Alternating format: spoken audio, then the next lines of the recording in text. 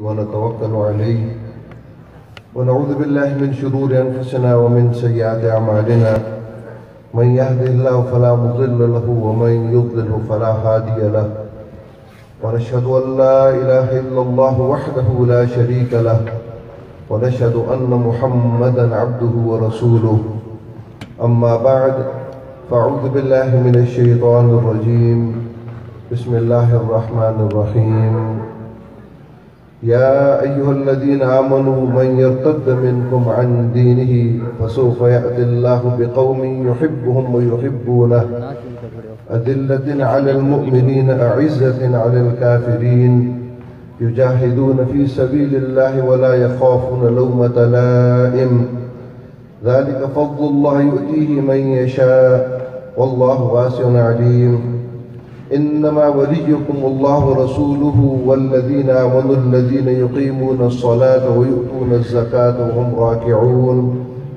ومن يتولى الله ورسوله والذين آمنوا فإن حزب الله هم الغالبون صدق الله العظيم رب اشرح لي صدري ويسر لي أمري واحلل عقدة من لساني يفقهوا قولي.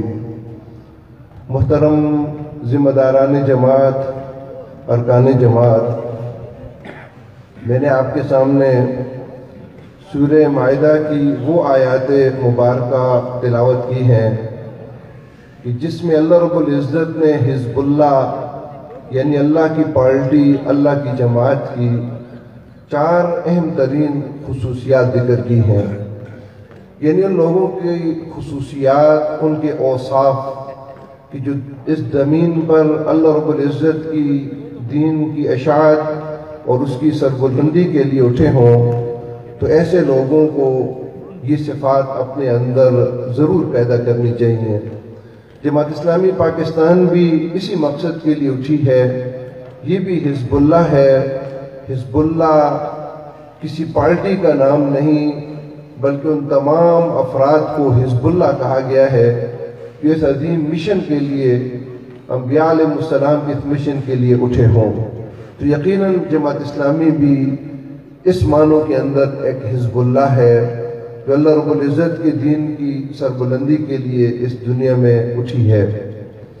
محترم سامعین، یہ جس سیاق کے اندر آیات نازل ہوئی ہیں، تو آپ اگر اس سے پہلے دیکھیں تو منافقین کا ذکر آتا ہے اور ان کی بری صفات بیان کی گئیں کہ یہ یہود و نصارہ کو اپنا دوست بناتے ہیں، ان کے ساتھ دوستی کی پینگیں بڑھاتے ہیں اور دلیل یہ دیتے ہیں کہ ہمیں زمانے کے چکر کا خوف ہے، ہم اس لیے ان کے ساتھ تعلقات وابستہ کرتے ہیں کہ اگر مشکل وقت آئے تو ان کی طرف سے ہمیں کوئی خطرہ نہ ہو. اس کے مقابلے میں اللہ رب العزت نے اہل ایمان کو مخاطب کر کے فرمایا یا ایھا الذین آمنوا من یرتد منکم عن دینہ فسوف یأتی اللہ بقوم یحبہم. اے ایمان والو، تم میں سے جو بھی دین سے پھر جائے تو مطلب یہ ہے کہ اللہ تعالیٰ کے دین کا کوئی نقصان نہیں کرے گا، اللہ رب العزت کا نقصان بھی نہیں کرے گا. نقصان اپنا وہ کرے گا. اگر تم دین سے تم پھر جاؤ تو اللہ رب العزت ایسے لوگوں کو اٹھائیں گے، ایسے لوگوں کو پیدا کریں گے کہ جن کی پہلی صفت یہ ہوگی کہ یحبہم ویحبونہ، وہ اللہ سے محبت، اللہ ان سے محبت کرے گا اور وہ اللہ سے محبت کریں گے. آپ ذرا قرآن کے انداز پر غور کیجئے. ترتیب یہ نہیں بتائی کہ وہ اللہ سے محبت کریں گے تو اللہ ان سے محبت کرے گا. فرمایا اللہ ان سے محبت کرے گا اور وہ اللہ سے محبت کریں گے. اصل میں محبت ہمیشہ دو طرفہ ہی ہوتی ہے. مطلب یہی ہے کہ اہل ایمان جب اللہ سے محبت کرتے ہیں تو اللہ تعالیٰ بھی ان سے محبت کرتا ہے. لیکن اللہ رب العزت نے یہ اس کی کمال مہربانی ہے، اپنی محبت کا اس نے پہلے ذکر کر لیا. یہی انداز آپ اگر اس واقعے میں دیکھیں جو سورہ توبہ میں اللہ نے بیان کیا کہ جب کعب بن مالک اور باقی 2 ساتھی غزوہ تبوک میں جب رہ گئے اور ان سے معاشرتی بائیکاٹ کیا گیا، پہلے 40 دن کا، پھر 50 دن کا. لیکن یہ اللہ کے بندے اللہ تعالیٰ کے در کے ساتھ چمٹ گئے اور اس بائیکاٹ کے باوجود بھی انہوں نے دین اسلام کو نہ چھوڑا. کفار کی طرف سے بڑی بڑی پیشکشیں آئیں، انہوں نے ان کو ٹھکرایا. تو اس کے بعد اللہ رب العزت کے پیار بھرے الفاظ دیکھیے، ثم تاب اللہ لیتوبوا. پھر اللہ نے توجہ کی، کہا کہ یہ اللہ کی طرف توجہ کریں، پلٹ آئے. اللہ رب العزت نے اپنی محبت کا پہلے ذکر کیا کہ ایک بندہ جب اللہ کی طرف ایک قدم آتا ہے، اللہ دو قدم آتا ہے. جب بندہ اللہ کی طرف چل کر جاتا ہے تو اللہ رب العزت اس کی طرف دوڑ کر آتا ہے. اس کی مہربانیت تو بیتاب ہے ایک بندے کو اپنے دامن میں لینے کے لیے. تو سب سے پہلی صفت تو یہ ہے کہ یہ اللہ سے محبت کرتے ہیں اور اللہ ان سے محبت کرتا ہے. اب اللہ رب العزت کی محبت کا پیمانہ کیا ہے؟ دنیا کے اندر مختلف چیزوں کو ناپنے کے لیے پیمانے ہوتے ہیں. اللہ تعالیٰ کی محبت کا پیمانہ بھی اللہ رب العزت نے بلکہ دو طرفہ محبت کا پیمانہ قرآن کے اندر خود بیان کر دیا. فرمایا قل ان کنتم تحبون اللہ فاتبعونی یحببکم اللہ ویغفر لکم ذنوبکم واللہ غفور الرحیم. کہہ دیجیے اگر تم اللہ سے محبت کرتے ہو تو میری یعنی رسول اللہ صلی اللہ علیہ وسلم کی اتباع کرو، تم سے اللہ محبت کرے گا.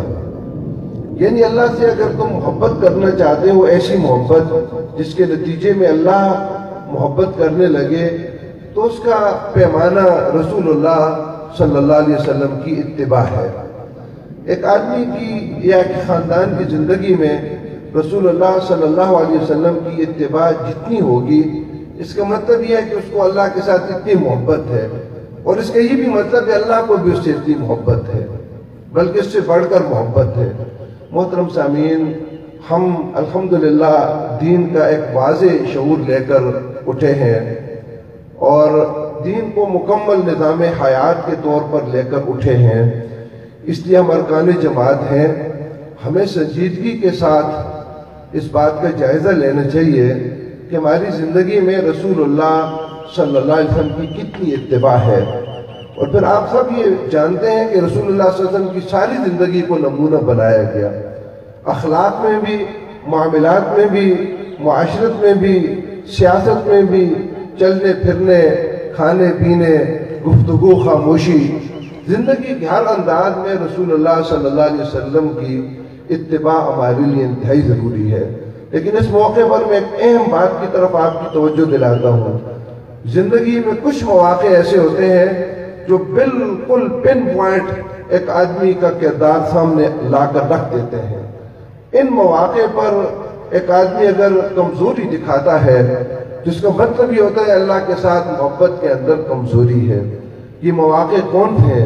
خصوصاً ہمارے ہاں غم اور خوشی کے مواقع پر جب ایک رکن جماعت رسول اللہ صلی اللہ علیہ وسلم کی اتباع کو چھوڑ کر اس زمانے کی اتباع کرتا ہے، ہندوانہ رسم و رواجات کو اپناتا ہے اور اسی طرح کی محفلیں سجاتا ہے، تو وہ رکن جماعت اپنی زبان حال سے یہ کہتا ہے کہ حزب اللہ کی یہ پہلی صفت میرے اندر کمزور ہے.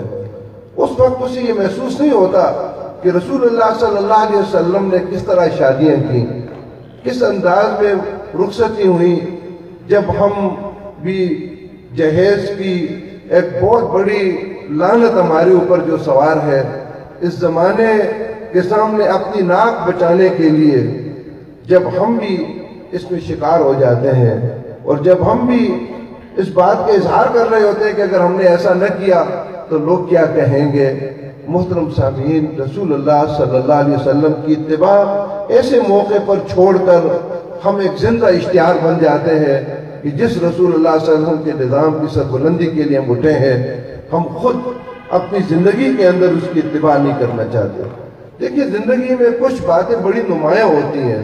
ممکن ہے آپ زندگی کے دوسرے مواقع پر رسول اللہ صلی اللہ علیہ وسلم کی اتباع کر رہے ہوں، لیکن وہ مواقع جو اشتہار بن جایا کرتے ہیں اور پھر ساری زندگی انسان کے اشتہار بنے رہتے ہیں، تحریک کے رکن کو چاہیے کہ ان مواقع پر وہ انتہائی محتاط رہیں اور رسول اللہ صلی اللہ علیہ وسلم کی اتباع کے مطابق یہ مواقع جب گزارے گا تو دین اسلام کی تبلیغ کا اس کی شاخ ایک بہت بڑا جو ہے نا ایک نمونہ بن جائے گا۔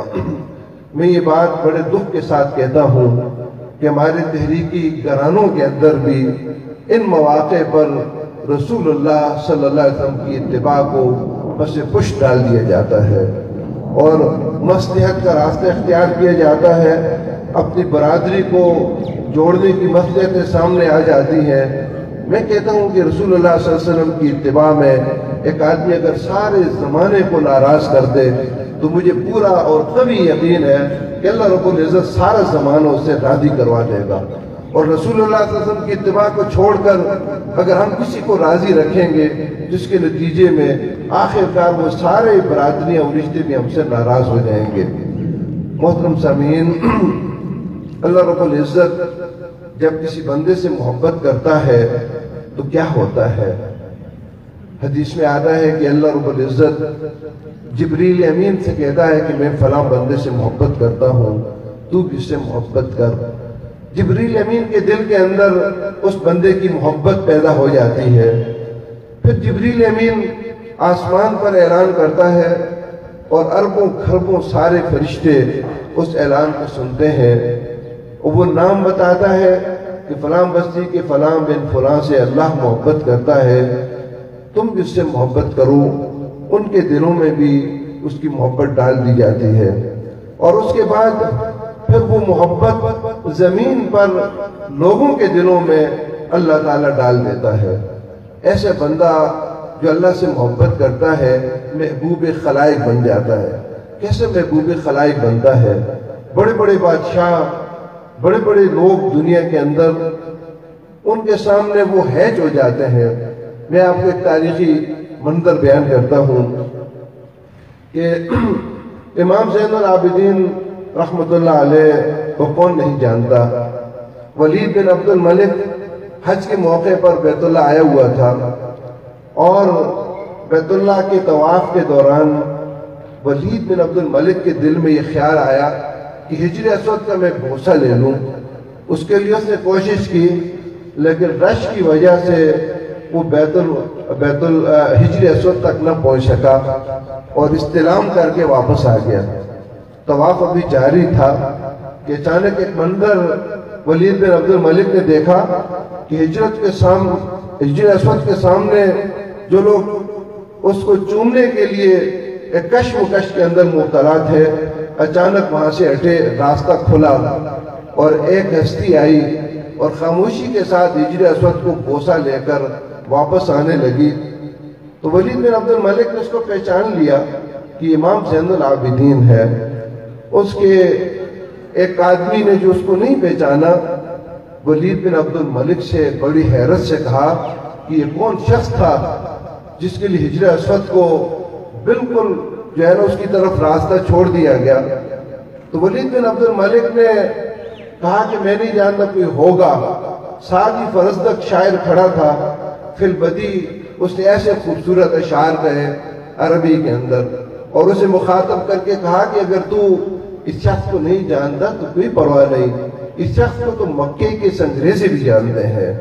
اور پھر اسے ڈانٹا اور کہا کہ تو جان کر اس کو بے جان بنتا ہے، اس سے اس پر کوئی فرق نہیں پڑتا۔ محترم سامعین، فرزدق کو اس نے قید کر لیا اور امام زین العابدین نے اس کو ہدیہ دیا۔ بہرحال زمانے نے دیکھا کہ اللہ رب العزت لوگوں کے دل میں جس کی محبت ڈالتا ہے وہ بادشاہوں سے بھی بڑھ کر ہوتا ہے۔ محترم سامعین، اس دنیا کے اندر اگر آپ دیکھیں، اسی محبت کے لوگوں کے اندر اپنی شخصیت کو ابھارنے کے لیے، لوگوں کی توجہ حاصل کرنے کے لیے لوگ کیا کچھ نہیں کرتے، لیکن حقیقت کے اندر اس کا واحد راستہ یہ ہے کہ ایک بندہ جب اللہ کا ہو کر رہ جاتا ہے اور اپنی پوری زندگی نبی اکرم صلی اللہ علیہ وسلم کی اتباع میں گزارتا ہے تو ساری مخلوق اس کے دلوں میں اس کی محبت پیدا ہو جاتی ہے۔ بہرحال اس کا پیمانہ آپ خود ہیں، آپ خود اپنی زندگی کا جائزہ لیں کہ میری نمازیں، میرا اٹھنا بیٹھنا، میری شب و روز، میرا کھانا پینا، میری دعوت، میری جہاد، یہ ساری زندگی میں ہم نبی صلی اللہ علیہ وسلم کی کتنی اتباع کر رہے ہیں۔ اذلۃ علی المؤمنین عزۃ علی الکافرین دوسری صف سے بیان کی کہ اہل ایمان کے لیے یہ نرم مزاج ہیں اور کفار کے لیے یہ سخت ہیں۔ گویا ایک لفظ کے اندر ایک بندہ مومن کی پوری شخصیت بیان کر دی۔ نرم مزاج کا مطلب یہ ہے کہ اہل ایمان کے لیے ان کے دل میں نرم گوشہ ہوتا ہے، اہل ایمان کے لیے یہ چشم پوشی کرتے ہیں، اہل ایمان کی عزت کا خیال رکھتے ہیں، ان کی طرف سے ملنے والی اذیتوں پر ان کو نظر انداز کر دیتے ہیں اور ان کو محسوس نہیں کرتے، اور جب اہل ایمان سے حق وصول کرنے کا وقت آتا ہے اور اگر کچھ رکاوٹ ہوتی ہے تو اپنا حق چھوڑ دیتے ہیں اور پوری خوشی سے چھوڑ دیتے ہیں۔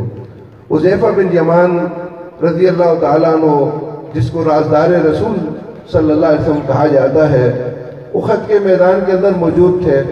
افراتفری مچ گئی، دیکھا کہ ان کے والد جو مسلمان تھے، اس افراتفری میں اس کی طرف مسلمانوں نے تلواریں اٹھائیں اور یہ چیختے رہے کہ میرے والد ہیں، لیکن کسی نے آواز نہ سنی، ان کے والد کو مار دیے گئے، شہید کر دیا گیا۔ بعد میں جب مسلمانوں کو اس بات کا احساس ہوا تو بڑی شرمندگی کے ساتھ معذرت کی، تو حذیفہ بن یمان سے بے ساختہ نکلا، یغفر اللہ لکم وہو ارحم الراحمین، اللہ تمہیں معاف کرے، وہ تو بہت زیادہ معاف کرنے والا ہے۔ آپ ذرا دیکھیے کہ کسی کے والد کو قتل کر دیا گیا، غلطی سے ہوا، لیکن کچھ ناگواری چہرے پر نہیں ہے، اپنے بھائیوں کے ساتھ محبت کا انداز ہے اور ان کے لیے دعائیں مغفرت کر رہے ہیں۔ اللہ رب العزت بڑا معاف کرنے والا ہے، وہ تمہیں معاف کر دے۔ محترم و مدد سامعین، یہ رویہ، یہ صرف ہمیں ارکان جماعت کو اپنے اندر اختیار کرنی چاہیے۔ یہ چیز محسوس کی جا رہی ہے کہ ہم ساری دنیا سے زیادہ سخت اپنے ساتھیوں کے لیے بن رہے ہیں، اور ہمارے رویوں کے اندر، ہمارے اخلاق، ہماری غلطیوں کو پکڑنے کے اندر، پھر ان کی تجسس اور ان کا پیچھا کرنے کے اندر بعض اوقات نرمی ہمارے اندر نہیں پیدا ہوتی۔ حالانکہ اپنے لوگوں کے لیے تو انتہائی نرم ہونا چاہیے، تمام اہل ایمان کے لیے نرم دل ہونا چاہیے اور نرم مزاج ہونا چاہیے، اور پھر بحیثیت جماعت اسلامی کے رکن کے ہمیں اور زیادہ ایک دوسرے کے لیے نرم ہونا چاہیے۔ معاملات وہ تجسس سے حل نہیں ہوا کرتے، چشم پوشی سے حل ہوتے ہیں۔ بھائیوں کی محبت سے بہت سارے مسائل حل ہو جاتے ہیں۔ جب دلوں کے اندر سختی آتی ہے تو انتشار پیدا ہوتا ہے۔ نبی مہربان صلی اللہ علیہ وسلم کو اللہ نے فرمایا فَبِمَا رَحْمَةٍ مِّنَ اللَّهِ لِنْتَ لَهُمْ وَلَوْ كُنْتَ فَظًّا غَلِيظَ الْقَلْبِ لَانْفَضُّوا مِنْ حَوْلِكَ فَاعْفُ عَنْهُمْ وَاسْتَغْفِرْ لَهُمْ وَشَاوِرْهُمْ فِي الْأَمْرِ۔ غزوہ احد کے موقع پر یہ آیات نازل ہوئی، فرمایا اللہ کی رحمت کی بنا پر تو ان کے لیے نرم دل ہے، اگر تو سخت دل اور تند خو ہوتا تو یہ تیرے آس پاس سے بکھر جاتے، منتشر ہو جاتے، بس ان کو معاف کر دیا کر اور معاملات کے اندر ان کے ساتھ مشورہ کیا کر۔ معافی کا رویہ ہمارے اندر ہونا چاہیے۔ آپ صلی اللہ علیہ وسلم نے فرمایا میں اس بندے کو جنت کے درمیان محل کی بشارت دیتا ہوں کہ جو حق پر ہونے کے باوجود حق کو چھوڑ دے، جھگڑے کو مٹانے کے لیے، تنازع کو ختم کرنے کے لیے، اس کا دل 100% اس پر مطمئن ہے کہ اس معاملے میں میں حق پر ہوں اور میرا مد مقابل وہ حق پر نہیں ہے، لیکن اس جھگڑے کو جو سب سے زیادہ ہمارے لیے خطرناک ہوتا ہے، اس کو مٹانے کے لیے وہ اس حق کو چھوڑ دے، وہ اپنی شکست تسلیم کر لے، وہ کہہ دے حق ضروری نہیں ہے کہ مالی حق ہوتا ہے، وہ کہے کہ میں غلطی پر تھا، میں معافی کا خواستگار ہوں، مجھے معاف کر دیجئے۔ آپ دیکھیے کہ کتنی بڑی تسکین اس کو ملے گی اور کتنا عزت و احترام اللہ تعالیٰ عطا کرے گا۔ جو معافی کا رویہ اختیار کرتے ہیں اور اہل ایمان کے ساتھ بحث کے اندر، معاملات کے اندر اپنے آپ کو وہ شکست دے دیتے ہیں، حقیقت کے اندر اللہ تعالیٰ ان کو لوگوں کے دلوں پر فتح دے دیتا ہے۔ اس لیے نرم مزاجی اپنے اندر پیدا کرنا ہی سارے مسائل کا حل ہوتا ہے۔ لیکن کفار کے لیے سخت ہے، سخت کا مطلب یہ نہیں ہے کہ سخت مزاج ہے، سخت کا مطلب یہ اپنے اصولوں کے اندر سخت ہے. کفار ان کو نرم چالا یا موم کی ناک نہیں سمجھتے کہ جہاں چاہے وہ موڑ دیں. محترم سامعین، تاریخ صحابہ رضی اللہ تعالیٰ مجمعین کے 2 واقعات ہمارے سامنے آئے. اس میں ہمارے لیے بہت بڑی عبرت ہے. ہم بحیثیت مسلمان قوم اپنے لیے سخت ہو گئے، کفار کے لیے نرم ہو گئے. دنیا کے اندر ذلت و رسوائی ہمارے حصے میں آئی. ہمارے اسلاف کیسے تھے؟ کفار کے مقابلے میں کیسے سخت تھے؟ 13 ہجری کو حضرت عمر فاروق رضی اللہ تعالیٰ عنہ نے قیصر روم کے خلاف لشکر بھیجا. عبداللہ بن حذافہ سہمی رضی اللہ تعالیٰ عنہ بھی اس کے اندر شریک تھے. قیصر روم صحابہ کرام سے بڑا متاثر تھا. اس نے اپنے فوجیوں سے کہا کہ کوئی نبی صلی اللہ علیہ وسلم کا ساتھی زندہ ملا تو لازماً میرے پاس لانا، میں ذرا اس کو دیکھنا چاہتا ہوں کیسے انسان ہے یہ، عجیب و غریب انسان ہے یہ. عبداللہ بن سہمی پکڑے گئے، قیصر روم کے دربار میں لائے گئے. تھوڑی دیر تو ان کو غور سے وہ دیکھتا رہا کہ عجیب و غریب انسان ہے یہ.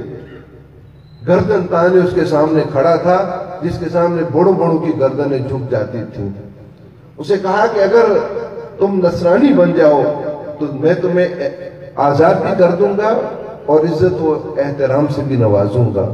کہا یہ تو ممکن نہیں. کہا کہ اگر تم نصرانی بن جاؤ تو میں اپنی مملکت کے اندر تمہیں شریک کر دوں گا. عبداللہ بن حذافہ سہمی مسکرائے اور اپنی نظریں قیصر کے چہرے پر گاڑی اور کہا کہ ایک لمحہ اگر نبی اکرم صلی اللہ علیہ وسلم کی اطاعت کو میں چھوڑوں اور اس کے نتیجے میں عرب و عجم کی ساری بادشاہیاں مجھے مل جائیں تو میں ان کو ٹھکراتا ہوں. کہا کہ اگر یہ نہیں کرو گے تو میں قتل کر دوں گا. کہا کہ میں اس کے لیے تیار ہوں. قیصر روم نے اس کو ٹکٹکی پر بندھوایا اور اپنے جلاد سے کہا کہ اس کے آس پاس سے تیر گزارو، کوئی تیر اس کو لگے نہیں لیکن اس کی آوازیں یہ سنیں. ایک خوف کا ماحول پیدا کرو. خوف کا ماحول پیدا ہوا. قیصر روم نے اس سے پوچھا کہ نصرانیت قبول کرو گے؟ اس نے انکار کیا. آخر قیصر روم نے کہا کہ ٹکٹکی سے اس کو اتارو. نیچے اتارے گئے. کہا کہ ایک بہت بڑی دیگ لاؤ، اس کے اندر تیل لاؤ، اس کے نیچے آگ جلاؤ. جب وہ کھولنے لگا 2 مسلمان قیدی لائے گئے اور ان کو اس تیل کے اندر جب ڈالا تو آنکھ جھپکنے کی دیر میں ان کا چمڑا، ان کا گوشت ہڈیوں سے اتر گیا اور سفید ہڈیاں نظر آنے لگیں. تو قیصر روم نے کہا کہ اگر نہیں مانو گے تو تمہیں بھی اس گرم تیل کے اندر ڈال دوں گا. اس نے کہا کہ بالکل میں اس کے لیے تیار ہوں. قیصر روم بھی اب تنگ آ چکا تھا. اس نے اپنے فوجیوں سے کہا کہ چاہ کر اس کو بھی ڈال دو، لیکن لب لے جانے لگے تو دیکھا کہ آنکھوں سے آنسو بہہ رہے ہیں. تو قیصر کو کہا کہ یہ تو رو رہا ہے. خوش ہوا، کہا میرے پاس واپس لاؤ. کہا کہ کیا نصرانیت قبول کرتے ہو کہ چھوڑ دوں؟ اس نے کہا کہ نہیں. تو قیصر نے حیرت سے کہا کہ تم رو کیوں رہے ہو؟ کہا کہ مجھے اس بات پر رونا آ گیا کہ کاش میرے جسم پر جتنے بال ہیں اس کے برابر مجھے جانیں دی جاتی اور ہر جان اللہ کے راستے میں قربان کے لیے اس تیل کے اندر میں ڈالا جاتا. میں سوچتا ہوں ایک ہی جان ہے، ختم ہو جائے گی. اس بات پر مجھے رونا آیا. قیصر روم بڑا حیران ہوا. اس نے کہا کہ کیا تم میرے ماتھے کو بوسہ دو گے؟ اس کے بدلے میں تمہیں چھوڑ دیتا ہوں. کہا کہ اگر تمام مسلمان قیدیوں کو اس کے بدلے میں تو چھوڑتا ہے تو پھر دے دوں گا. اس نے کہا تمام کو چھوڑ دوں گا.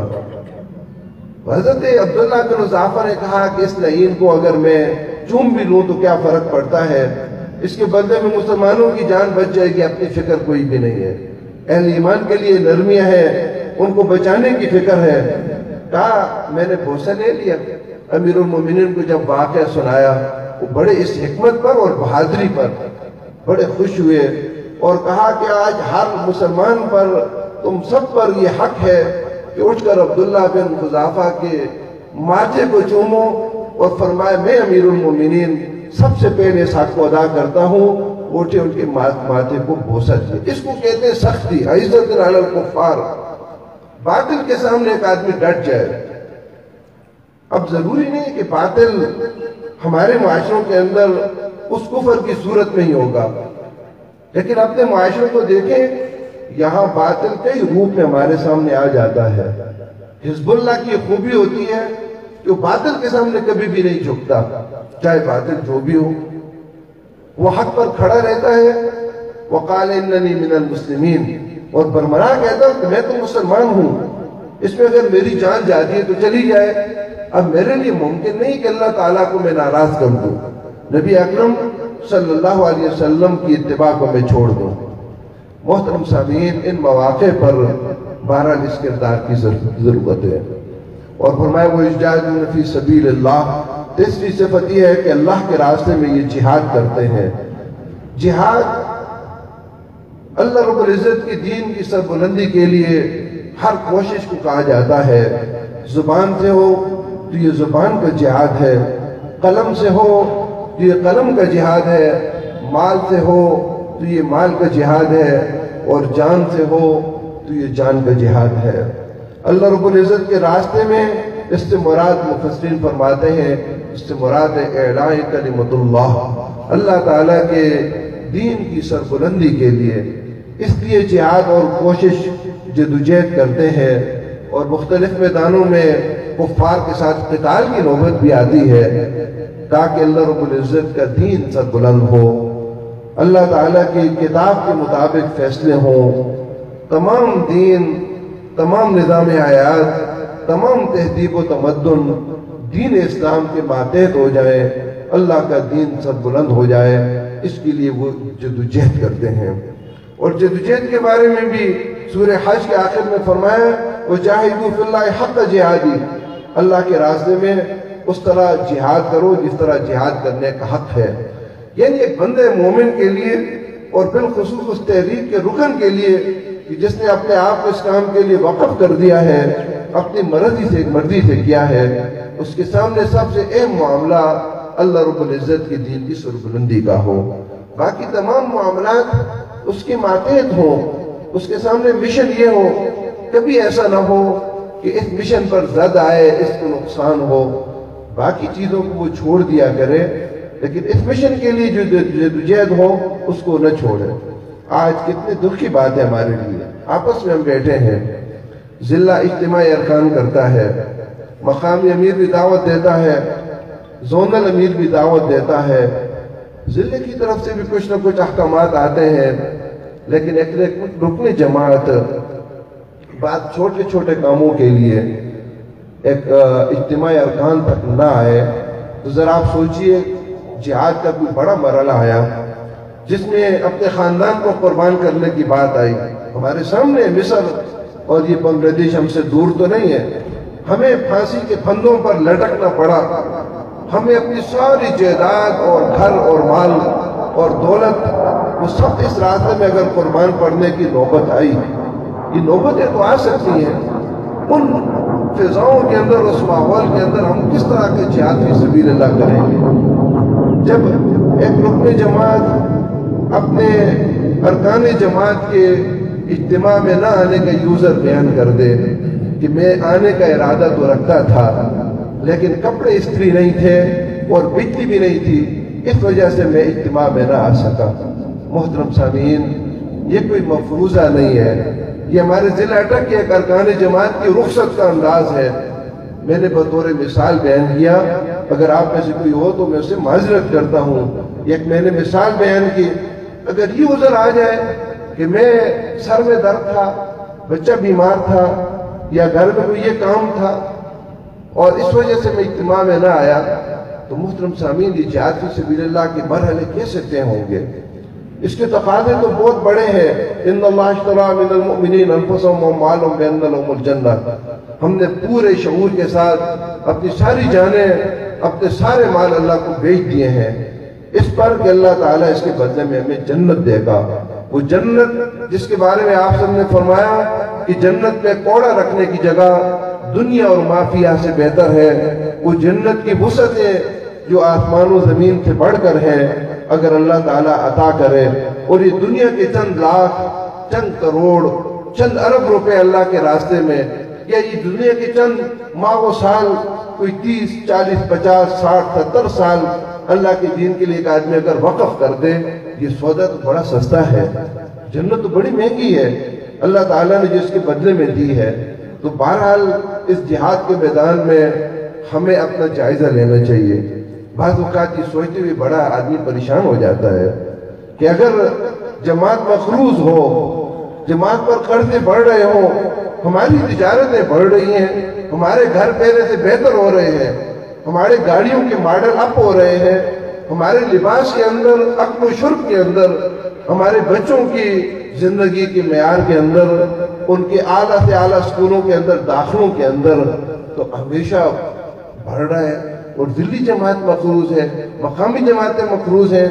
اور پھر کبھی کبھی ہمیں یہ بھی سوچنا چاہیے کہ بچوں کے لیے تو میں لاکھوں روپے خرچ کر دیتا ہوں، اور آج کے اس دور میں بھی جماعت اسلامی کو رکن جماعت ہوتے ہوئے 100 روپے دیتا ہوں، اور یہ بھی بعض اوقات مجھے بڑی تکلیف ہوتی ہے کہ میرے اوپر اتنے قرض اٹھ چکے ہیں اور پھر بھی مجھے اعانت دینی پڑتی ہے۔ محترم سامعین، کام تو ایسے نہیں چلتا، یہ تو جہالوں کا کام ہوتا ہے، یہ تو سب کچھ اللہ کے راستے میں قربان کر دینے والوں کا کام ہوتا ہے۔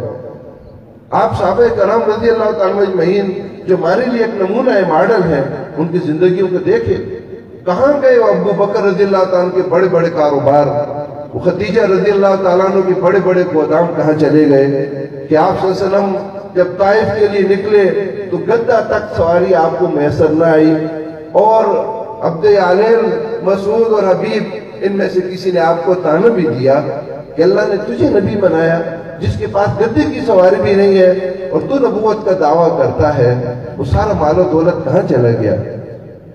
اللہ کے راستے میں قربان ہوا۔ ہمیں خود اس کا فیصلہ کرنا چاہیے۔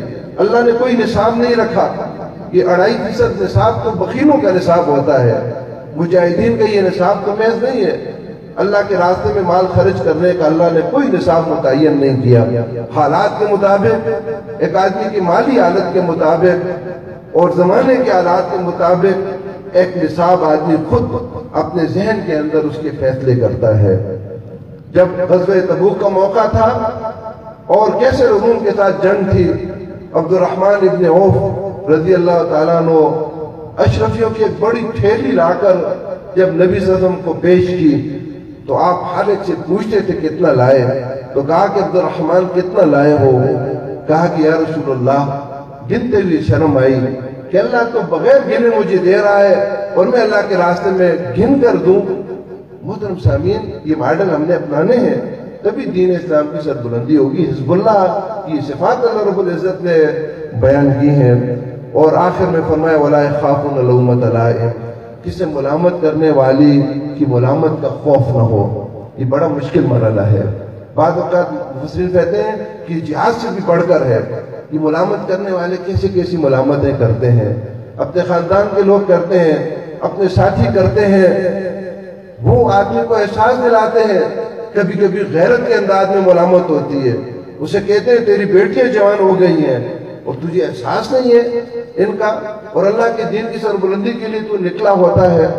کوئی ان سے پوچھے بیٹیاں اگر جوان ہو گئی اور ان کی شادی پر لاکھوں جو خرچ آتے ہیں، یہ تو بھی رسول اللہ صلی اللہ علیہ وسلم کی اتباع کو چھوڑنے کی وجہ سے ہوا۔ ہم تو اس تاریخ میں دیکھتے ہیں کہ چلتی پھرتی زندگی میں ایک مزدور دن میں مزدوری کرتا تھا اور اس مزدوری کی رقم سے شادی بھی کر لیتا تھا۔ یہ تو وہ یہود و ہنود کی وہ ساری رسم و رواجات ہیں جو دانستہ یا نہ دانستہ ہم نے بھی اپنے گلے کے اندر وہ ڈال دی ہیں، زندگی کو مشکل بنا دیا ہے۔ اصل میں تو جہاد فی سبیل اللہ کے لیے کوئی رکاوٹ نہیں تھی، زندگی تو نبی صلی اللہ علیہ وسلم ساری بیڑیوں سے آزاد کر کے بڑی ایک آسان زندگی اس نے آپ نے ہمیں دی تھی۔